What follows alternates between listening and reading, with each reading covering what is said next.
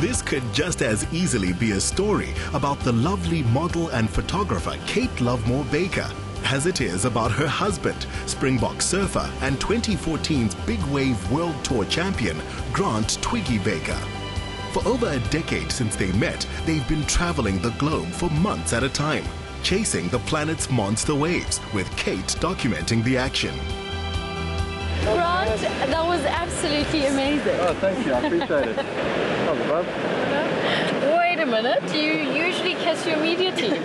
Yeah, we kind of the dream team. Kate travels with me everywhere and does a lot of the filming for all the shows that we're involved in. So, yeah, I have to kiss her. She's my wife, otherwise she won't be too happy.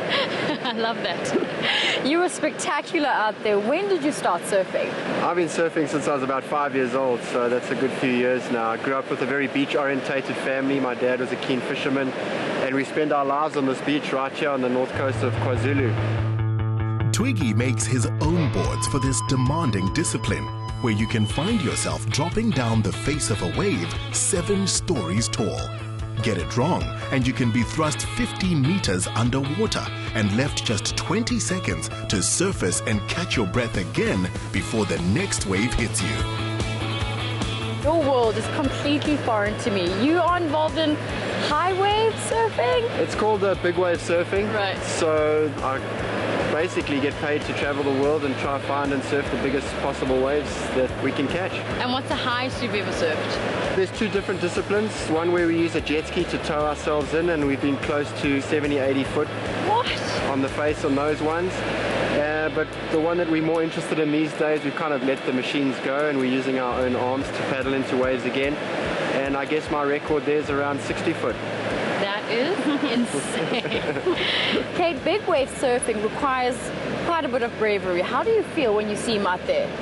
He's really good at what he does, so I trust his instincts and the waves that he catches. So I do get a little nervous sitting on the beach. We've lost a couple friends to the big wave action, so sometimes when I say goodbye to him at the airport, I don't know if he's coming home.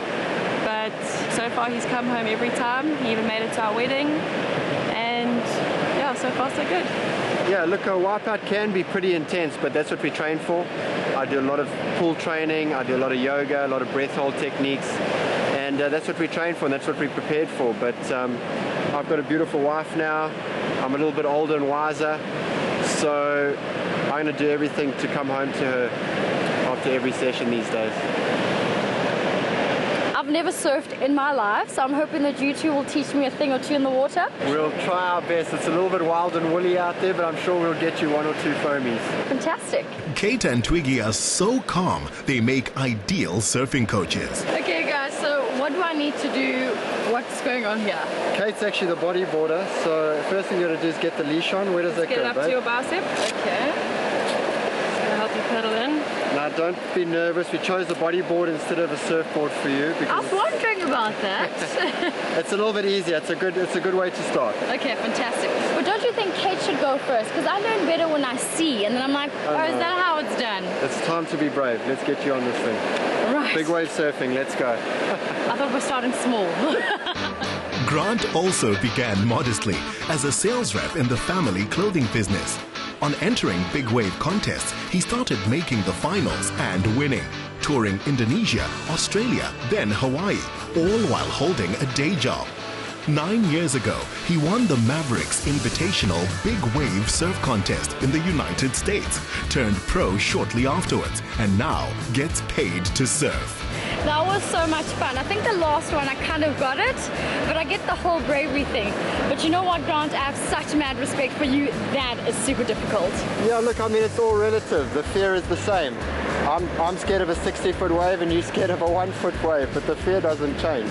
Not only are you super brave, but I know you have a big heart too. Yeah, we're going to go check out my family's orphanage up on the hill here in Ananda right now. It's very close to my heart. We've got a lot of kids up there, very excited for us to go and hang out with them this afternoon, so we should go and hit it. Twiggy's mom, Joan Smith, and stepfather, Titch Smith, have seen their mighty young surfer's career progress. From winning the biggest wave in the world award, he's investing his international fame back into their childhood development center. They're as proud as can be. We all know that surfers can be a little naughty. What was Grant like growing up? Wow, must I really say? Actually, you know, he was very easy because he was so mad about skateboarding, surfing from a tiny child. He was always, during his school holidays and weekends, off to the beach. I would drop him off in the morning, pick him up in the afternoon. So, yeah, he was very easy. As parents, you must be so proud of everything he's achieved. And it was amazing to see as Granty became this world champion surfer as the sport grew. And I think it's going to another level now, but it's been just the last couple of years as he's hit his peak. And so it's been amazing to watch as he's done these amazing things. You know, it was interesting because he surfed in all the contests from young, and he always did better on the big waves. And so we used to get excited when the waves were bigger because we knew that was good for him. But we didn't expect them to get quite so big. With all his achievements, I'm sure this one must be his best. We were delighted. They're such a perfect match. And we've waited a long time for the perfect moment when we gathered together to celebrate the marriage. Yeah, I mean, I met Grant 12 years ago now. We've been together. We've just recently got married, and you know, we don't want to rush into the marriage or anything, so we thought we'd take our time. We got engaged after 10 years, and we've allowed each other to grow and become our own individuals, but still remain an amazing couple. I've noticed that everybody has a LIV wristband. What's that all about? LIV is the village that we built up in Mklabatini. It's a village for orphan and vulnerable children, where we put children into a family where they have a mum and 6 children in a home. And it's on this village we've now built 96 homes. We have a school, 25 classrooms. We have an early childhood development centre. We have a clinic. And then we've just built the church and the multi-purpose hall. We have a factory where we're employing the local communities. And so it's community that's developed, where we raise these children up that we get through the courts. We have about 170 children right now. We have 34, 35 mums on the village. And it's a community developing as we look after these children. That's absolutely amazing. Yeah, it's become family, you know, it's become our life. These kids now are grown up and left home, so the emptiness syndrome was filled very quickly with these children and mothers, and we moved to the community a couple of years back. Raising 1,000 children in a happy outdoor environment, LIV is modeled on an African village lifestyle with an eco-living, self-sustaining emphasis and a global surf champion in its corner. It's really beautiful to know that you're building into the future generation of this country. Yeah, it's amazing to see these lives being restored, these beautiful children getting an opportunity in life. We have a school here which gives them every opportunity, we believe, of a private school standard, and we're really looking up to raise leaders that will make an impact in the communities going forward. Rugby player. Yeah, not much of a rugby player.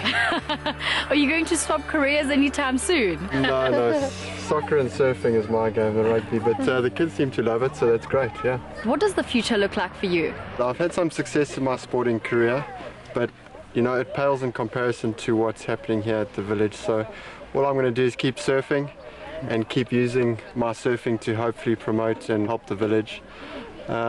Yeah, that's what's next for me, but before you go, we've got one more surprise for you. The children had prepared a stunning, unplugged live performance.